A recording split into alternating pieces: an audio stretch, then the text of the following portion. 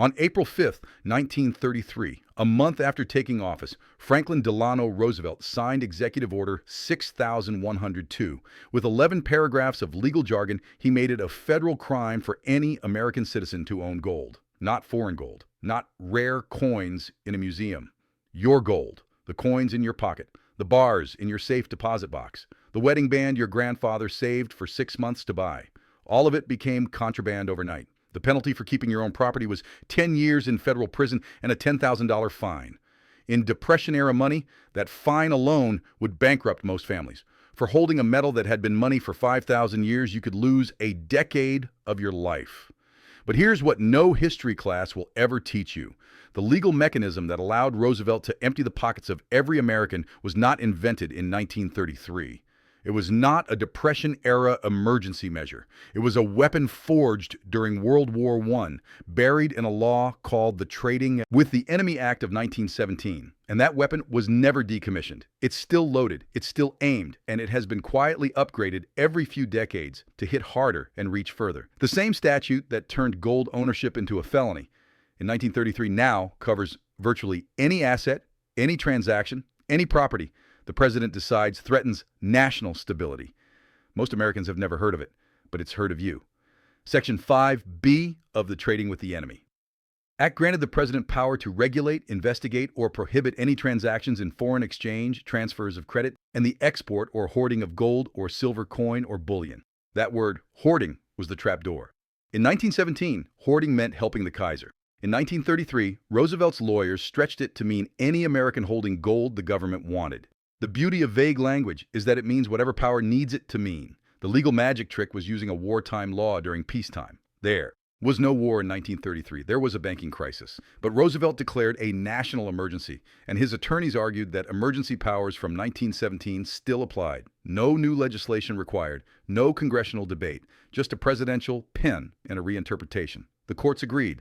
The precedent crystallized into permanent law. From that moment forward, any president could declare an emergency and invoke powers designed for foreign enemies against American citizens.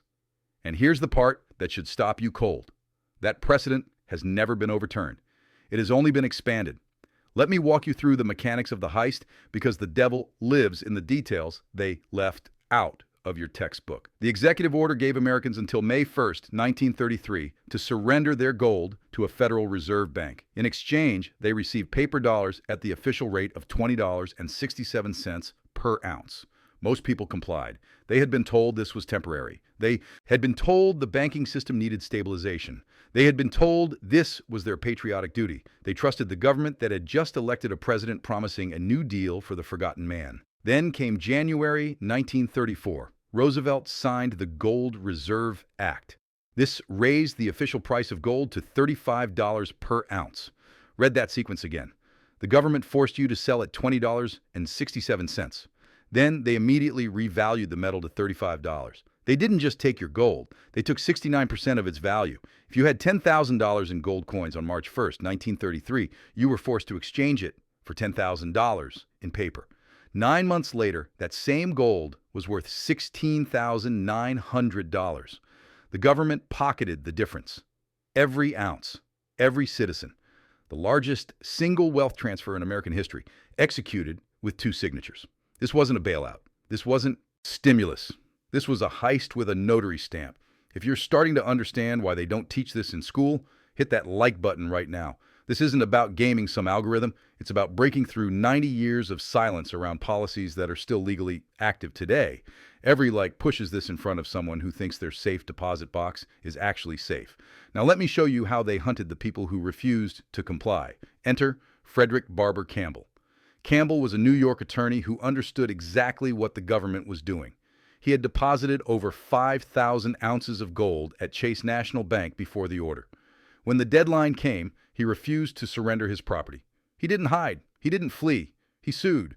Campbell argued that Executive Order 6102 violated the Fifth Amendment. The government cannot take private property without just compensation. Paying $20 for something worth $35 is not just compensation. It's theft with a receipt. The case went to federal court. Campbell lost. The judges ruled that during a declared national emergency, the government's power to regulate currency superseded individual property rights. His gold was confiscated. His legal challenge became the precedent that locked the door behind every other American who thought the Constitution still applied during a crisis. But Campbell's case reveals something crucial about how confiscation actually worked. The government didn't send agents door to door. They didn't search mattresses or dig up backyards. They didn't have to. They controlled the choke points. Banks were ordered to report anyone who accessed their safe deposit box after the deadline. If your gold was in a vault, you were already trapped. Open the box, the bank files a report. Leave it sealed, they eventually drill it open with federal agents present. Refiners were prohibited from accepting gold from individuals.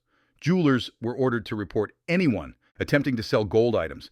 Coin dealers faced prison for buying what they had legally sold months earlier. Every exit was welded shut. The wealthy found loopholes. They always do. Numismatic coins, those with collector value beyond their gold content, were exempted from the order. Suddenly, rich families developed passionate interest in rare coin collecting. Gold held in foreign banks was harder to reach. Those with connections quietly moved their metal to Switzerland, to Canada, to anywhere beyond the jurisdiction of American law. The burden fell where it always falls, on the middle class, on the small savers who had accumulated a few gold coins over a lifetime and had nowhere sophisticated enough to hide them. The social pressure campaign was equally calculated. Newspapers ran editorials praising citizens who surrendered their gold early. Radio addresses branded holdouts as hoarders, as selfish, as un-American. Teachers told schoolchildren that keeping gold hurt the recovery. The government actively encouraged children to report their parents. Neighbor watched neighbor. Communities fractured along lines of compliance and suspicion. The psychological warfare was as effective as the legal threat. Most Americans didn't resist because resistance had been made socially radioactive before it was made legally impossible. The speed of the operation was deliberate. From announcement to deadline, Americans had less than a month to comply. There was no time to organize opposition.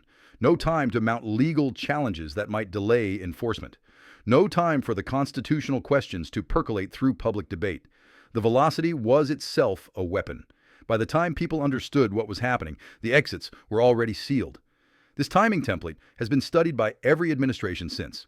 Crisis creates a window where normal deliberation collapses. The public is disoriented. The media is focused on the emergency, not the response. Opposition is framed as obstruction.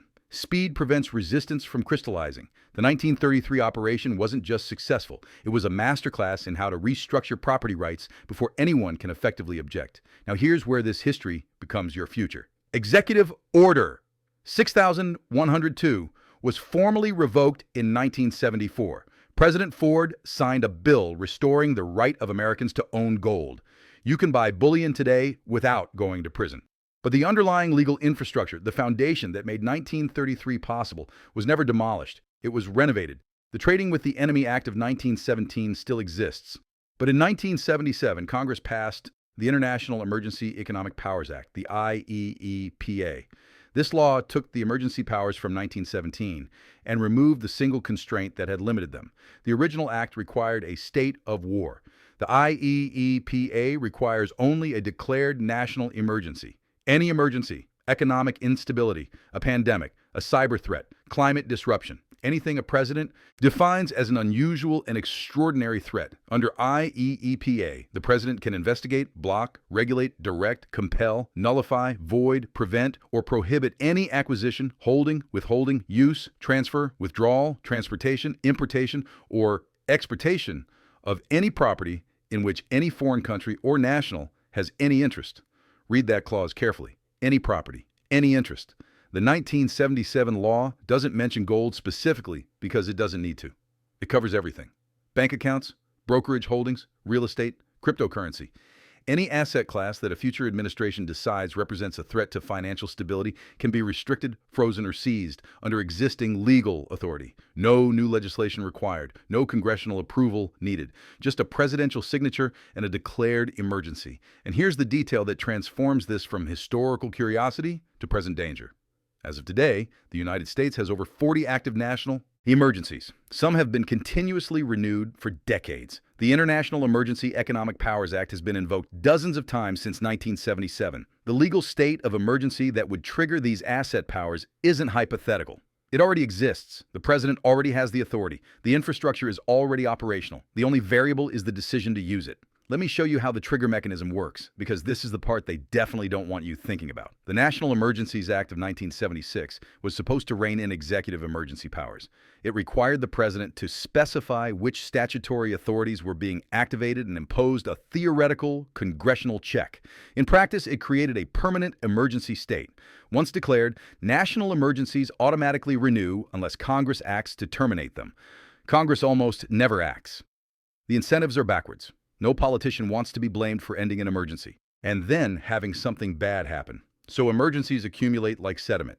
The oldest currently active national emergency dates to 1979, the Iran hostage crisis. Jimmy Carter declared it.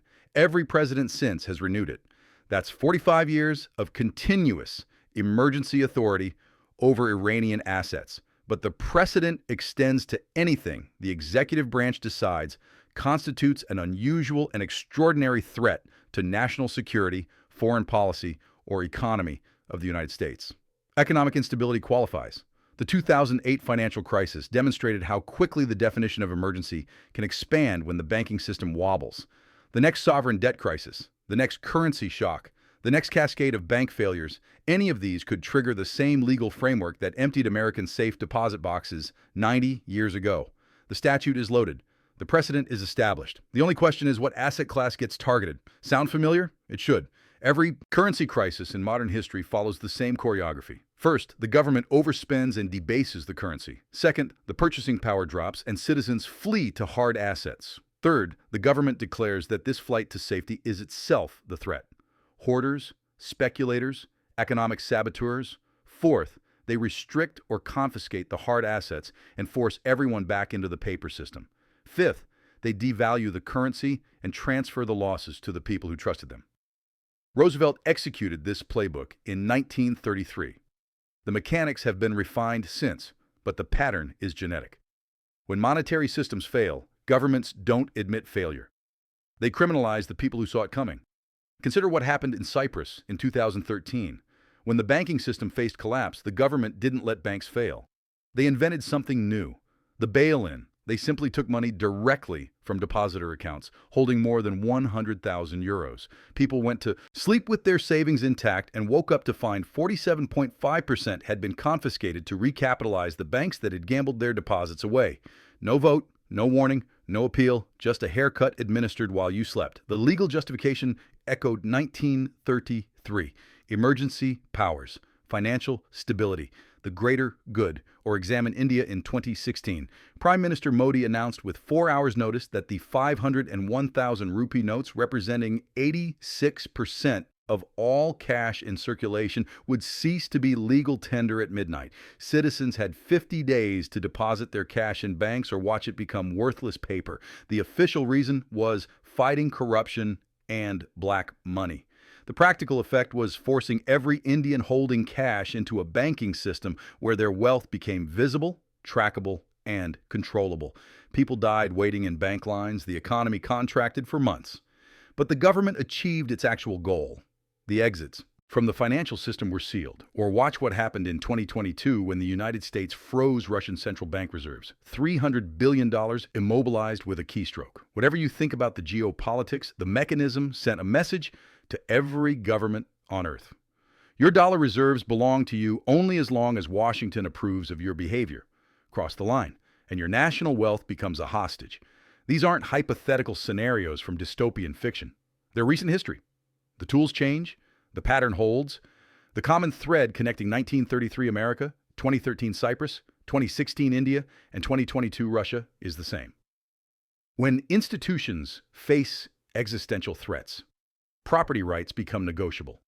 The legal frameworks exist precisely for these moments. They sit dormant during normal times, invisible to citizens who assume the rules are permanent. Then crisis arrives, and the dormant powers activate. By the time the public recognizes what's happening, the confiscation is already administrative fact. The difference between 1933 and today isn't the willingness to use these powers, it's the capability. Roosevelt needed physical compliance, institutional cooperation, enforcement agents with geographic reach. The digital financial infrastructure eliminates all three constraints. Assets can be frozen across the entire banking system simultaneously. Transactions can be blocked algorithmically. Exit ramps can be closed before anyone realizes they need one. The legal authority from 1933 combined with the technological capability of 2025 creates a confiscation apparatus Roosevelt couldn't have imagined. Now connect this pattern to what's being built today. Central bank digital currencies eliminate the friction that protected citizens in 1933. Gold had to be physically collected. Cash had to be physically tracked. Digital money requires neither. With a CBDC, your account balance is an entry on a government database. Confiscation doesn't require executive orders or bank raids. It requires a software update. Interest rates can go negative, automatically deducting from your balance. Money can be programmed to expire, forcing you to spend before a deadline. Transactions can be blocked for purchases the algorithm flags. Your wealth becomes a permission that can be revoked. The legal authority from 1933 combined with the technological capability of 2025 creates something unprecedented. A system where opting out becomes architecturally impossible. The trading with the enemy is no longer the German Kaiser. It's anyone who tries to exist outside the digital financial infrastructure. If you've made it this far, you're thinking about this differently than you were 10 minutes ago. Subscribe to this channel and turn on notifications because we're going deep on the specific mechanics of how they plan to implement CBDCs and what the 1933 template tells us about the rollout strategy. The pattern is already visible if you know where to look. So what do you do with this knowledge? First, understand that legal ownership and practical security are different things. You can legally own gold today. That legality evaporated once before within 30 days. The law that enabled it still exists. Your rights during a declared emergency are whatever the courts decide they are, and courts have consistently sided with government power when the system feels threatened. Second, consider jurisdiction. In 1933, Americans with gold stored outside the United States faced a different calculus than those with safe deposit boxes in Manhattan. The executive order applied to citizens, but enforcement required institutional cooperation.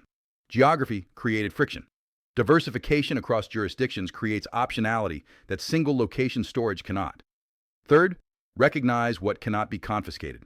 Skills, knowledge, relationships, a network of people who produce real value, a business that generates wealth through service rather than storage. The most resilient position in any monetary crisis is one where your ability to create and trade value doesn't depend on permission from the institutions that caused the crisis. Fourth, and this is the hardest one, abandon the assumption that it can't happen here. Americans in 1932 would have found gold confiscation unthinkable. It had been constitutional money for their entire lives. 12 months later, owning it was a federal crime. The speed of these transitions during crisis is always faster than anyone anticipates. By the time the policy is announced, the window to prepare has already closed. The Trading with the Enemy Act of 1917 is still on the books. The International Emergency Economic Powers Act of 1977 is actively deployed. Over 40 national emergencies are currently declared. The legal infrastructure for asset seizure has been tested, validated, and upgraded across 9 decades. The precedent that property rights dissolve during emergencies has been affirmed by federal courts. The only thing standing between your wealth and confiscation is the political decision of whoever occupies the White House during the next financial crisis. In 1933, the American people were told that surrendering their gold was their patriotic duty, that the emergency required sacrifice, that the experts knew best, that it was temporary. The emergency lasted 41 years. The wealth transfer was permanent. The people who complied watched their purchasing power evaporate. The people who defied the order, who hid their gold or moved it beyond reach, preserved wealth that compounded across generations. History doesn't repeat exactly, but governments facing currency crises have a remarkably consistent playbook. They blame the people who saw the crisis coming.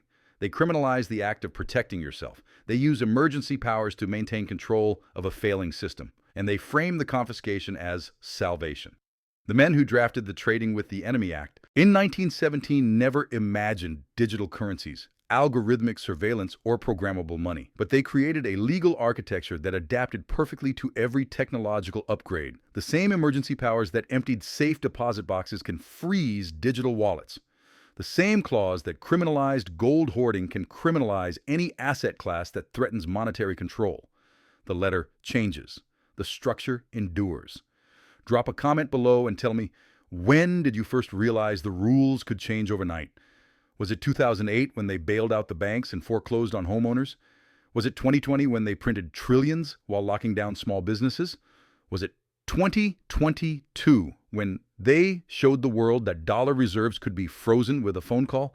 Tell me your moment, because that moment of recognition is where preparation begins. Roosevelt's executive order 6102 wasn't an aberration. It was a proof of concept. The government learned in 1933 that during a crisis, they could redefine property rights, confiscate private wealth, and face almost no resistance if they controlled the narrative and closed the exits first. That knowledge has informed every major financial intervention since. The gold window closed in 1933. It reopened in 1974. The legal architecture that slammed it shut was never dismantled. It was reinforced, expanded, and adapted for assets that didn't exist when Roosevelt signed his name. Your great-grandparents learned this lesson the hard way. They trusted a system that betrayed them. They complied with orders that robbed them. They accepted paper promises that evaporated. The question is whether you'll learn from their experience or repeat it. The forgotten law isn't really forgotten. It's just not advertised. It sits quietly in the federal code, tested and validated, waiting for the next emergency that makes its deployment politically possible. Now you know it exists.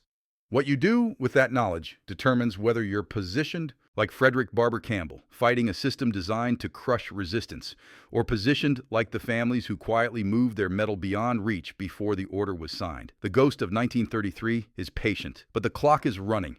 The debt is accumulating. The exits are being mapped, and the legal authority has been waiting for 90 years. And the next confiscation won't be announced until after the exits are already sealed.